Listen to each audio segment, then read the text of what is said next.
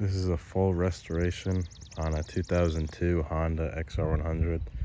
I got this one in boxes and it was a mess. Everything was like painted black.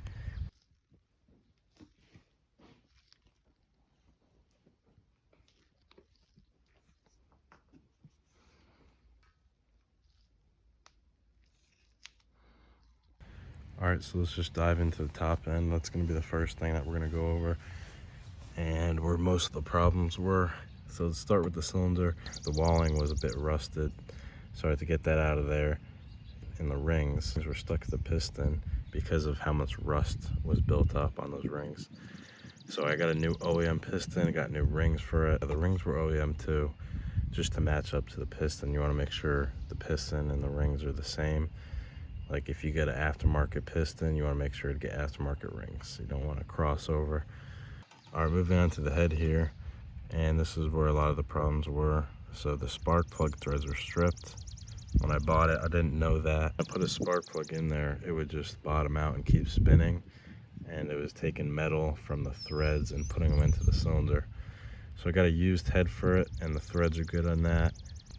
Another problem in the head were the valves.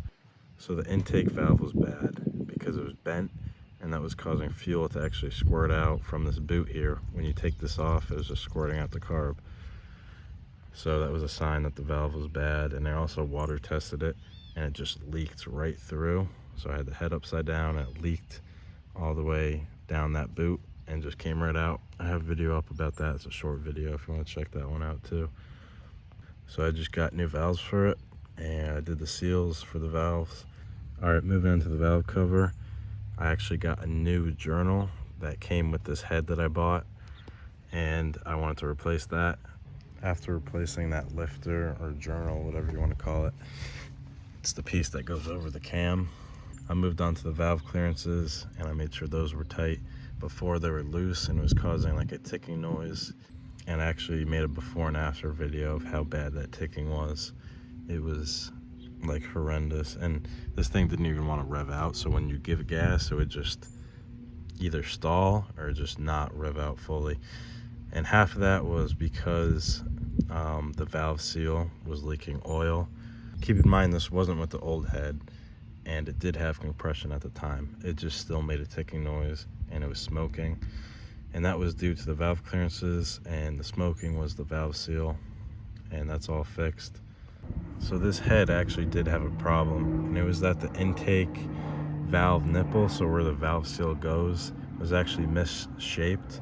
So what was happening was the valve seal wouldn't sit flush on the nipple, so that was causing the oil to just leak right into the cylinder, and that was why it was smoking. I also put a video about this so you guys could check that out because it's pretty hard to explain. And you just want to make sure this chain assembly is right. So this is the tensioner here. It's a minor adjustment. This is a major adjustment. And this will actually cause whining if it's too tight, or it could actually cause ticking as well if it's too loose. So you want to make sure that this is in the right position. So you could actually adjust this when it's running. Let's just move on to like the hardware part of it. So these nuts are OEM and the bolts are OEM. And these I bought from a hardware store because it was missing all those. And this little bolt that goes through here is OEM, and I needed that because it was missing that. All right, so that's a brand new chain. It does need to be tightened up just because it stretched a little bit. I had it adjusted right, but after I rode it for a little bit, it actually stretched. So I'm gonna have to readjust that. All right, we'll just move on to the kickstand here. I had to clean that up and reassemble it. New valve stem caps, they're both red, just to match that Honda look. So I did front and rear brakes on this. They're EBC drum brakes. So these brakes were so rusted and corroded that I just decided to get new ones. They did have a good amount of life left, but I just wanted to get new ones. Little spacer piece, whatever you want to call that, that's brand new. And the front brake cable is new because it was actually seized, completely seized, so it would not move at all. And another problem that both of the brakes were having were they were sticking because there was so much rust and corrosion in there. So I had to spray it and move it back and forth, and it works good now. So before it was sticking, you can see it springs back, and that's exactly what you want. This clutch cable is actually the one that I got with the bike, and this was also frozen, but what I did was I put it on a vise and I just worked it back and forth, sprayed it, and it came loose, and it works. You could almost hear the clutch engaging. But another interesting thing that I did on this was made a custom air filter. So what I had to do is get foam, and I got like epoxy, and I put epoxy on this one strip, folded the foam on that one piece of epoxy, and it stuck. Because if I put it all around the metal filter with holes in it, it would just restrict air. So that's a custom made air filter. And then this petcock here, I had to replace that because that was leaking. And I got some new fuel line on that. So this carb is aftermarket, and it came with the throttle cable as well. And the reason I had to get a new carb was because I had the OEM one, but it was just not working whatsoever. It kept leaking, and it just didn't want to run right with it. So I got this new carburetor, and it actually runs great with it. So I'm gonna leave that on there. Let's move on to the case here, what I had to do. So I didn't actually split the cases on this, but I did have to put a new clutch in there. And I also cleaned out, there's like a little screen where this case is right here. Once you take this off, you'll see a little like rubber screen with metal caging on it. And that was like so gunked up because all the oil was just sitting in there. It was like gray and like thick, like it looked like mud almost, but like gray. So I cleaned that out. And there's also like little gray spots of just like chunks of like oil. That's how like long this has been sitting. So all right, so that exhaust and the shield is original. This is a stock exhaust, and that's the original seat cover too. So that's pretty cool. And this gas tank's original. You can see it actually says Honda on it too, so that's pretty cool. Moving up top here, we've got rental bars. We've got new levers here. This was bent from when I put the kickstand on. It wasn't like fully down, so it just fell over. But I actually surprisingly like the feel of it because it's like a 3-finger grip kind of thing. So I kind of like that. All right, so the last couple things are going to be the electrical. This kill switch I replaced, and then the whole electrical system besides the stator is brand new. And the last thing that actually wasn't replaced, that's original, is that key switch right here. So with this key switch, it says Honda on it, and it works. I tested it to make sure that it actually kills the spark. Another pretty crazy thing is the steering stem. The bearings, they were either wrong or it was just so shot. And what would happen when I put it in my shop, it would have to go up a little bump, and this frame would separate from those triple clamps. And I was like, that's crazy. Is something loose with the suspension? It was not that, it was actually the steering stem bearings. You could see some grease in there. I actually packed those bearings. Another thing is these boots are actually, they're like universal boots, and those are replaced. These were from motorsport.com. So the tires aren't too good. You can see they're getting worn down, and they also have some dry rot on them. Let's check out the back one. Yeah, you can see like cracks in the rubber here, but I mean, they have a good amount of life. It's just dry rot right there. Just so you guys can see, that says Honda on it, so that's original. Got that graphics kit for like 75 bucks, and I like the look of it. I like the white on red. It's pretty different. Like, I've never seen a Honda with like a white graphics kit, so I decided just to go with it.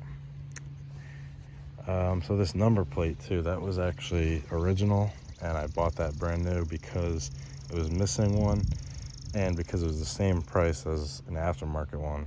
So I was like, why not just get the Honda one? All right, coming to the last few things is, let's start with this clutch adjustment here. This was custom made, and it's like a piece of metal with a hole in it so that the clutch cable could go through it, and it was missing that. And I know, like, if you get them original, they're pretty expensive and hard to find. So I just decided to make that, and the clutch works and it engages fine, and there's no problems with the transmission or anything. All right, so the last two things are going to be these spacers here. These were missing as well. That spacer's right there. And then this rear one is super tiny, but it's right there, and it's very important. So if you torque this axle down without that spacer, then the wheel's gonna bind up and it won't spin freely, and that'll just eat away at that little, there's like a seal there. We'll just eat that away. So that's important to do. I also noticed still have some stickers on that plastic, which is kind of crazy for how old this bike is. You could still use like a couple things here and there, like this little chain guard. It could use new grips and then new tires, like I said. But this was a budget build, so I kind of did what I could with what I had. And then I put these fasteners here because it was missing these fasteners too. And yeah, that's pretty much it. I'll go ahead and start it for you guys.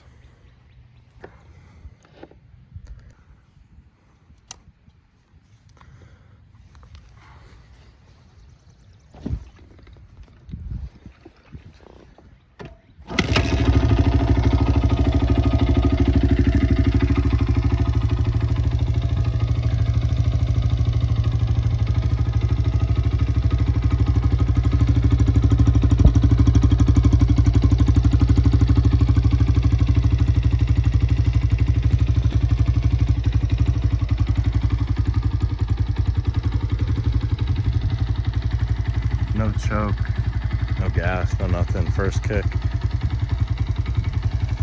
So what do you guys think? Is this a lemon or what? May not be the fastest, but it looks good. It's got some torque to it. It pulls me up like these really steep hills. So yeah, no ticking noise.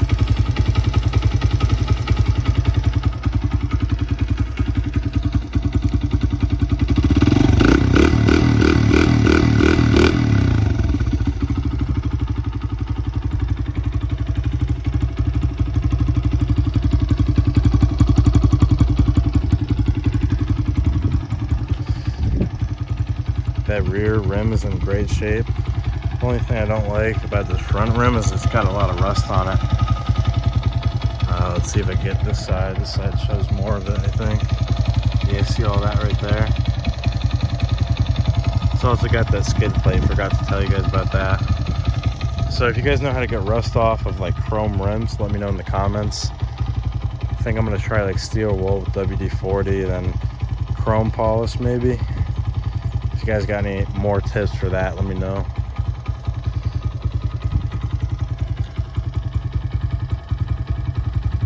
Alright, so that's going to be it. If you guys want to rate this 1 through 10, how good of a budget build restoration it was.